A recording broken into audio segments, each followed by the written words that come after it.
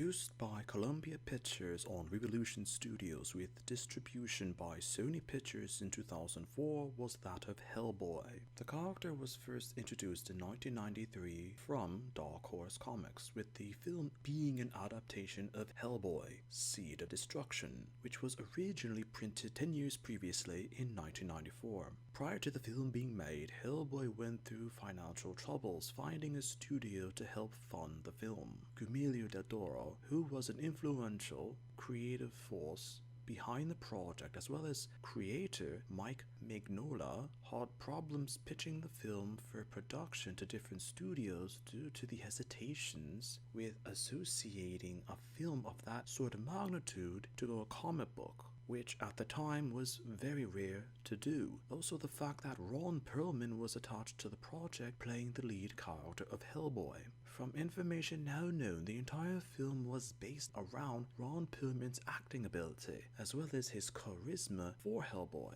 which would bring positive feedback from audiences, and Guillermo del Toro, as well as Mike Mignola, were also supportive of Ron Pearlman's acting talents for the face of the franchise that would have been the Hellboy films at the time. The film had a budget of roughly 60 to 66 million US dollars and made a profit of roughly 99 million US dollars. Receptions to the film were positive, and reactions to Ron Perlman's portrayal as Hellboy were what film producers had hoped for, and Guillermo del Toro and Mike Mignola had expected, and his portrayal of Hellboy was later regarded as one of his best roles as a lead actor. In 2008, a sequel being that of Hellboy 2, The Golden Army, was released with a budget of roughly 175 to 200 million US dollars, and made a profit of roughly 332 million US dollars. Originally, Guillermo del Toro and Mike Mignola once again teamed up and desired to adapt another comic book story for the film's plot, but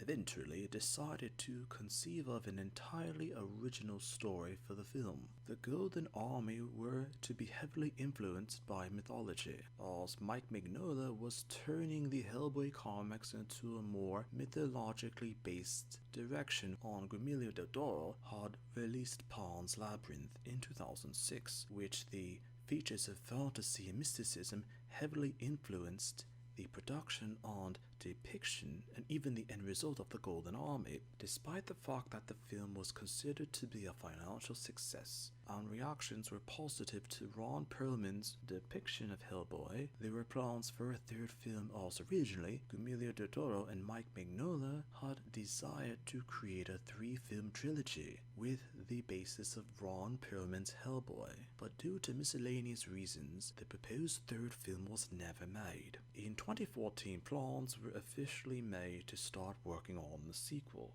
as through circumstances Guillermo del Toro left the project, and as a result Ron Perlman refused to star in the film and left the project as well. Without these pivotal forces of del Toro and Perlman, it was later remade into a reboot for the Hellboy franchise. In 2019, the Hellboy reboot was released with an entirely new cast of actors and actresses. The film had a budget of 50 million US dollars but only made a profit of 44 million US dollars and was considered a massive disappointment when compared to the Del Toro and Pearlman Hellboy films. Sources say that the film had an extraordinary amount of conflict, and the accounts of toxicity of the individuals associated with the film actually transferred into the film itself. The chemistry and cooperation between Del Toro and Pearlman were later considered to be main reasons as to why the original 2 Hellboy films were reacted to so positively by critics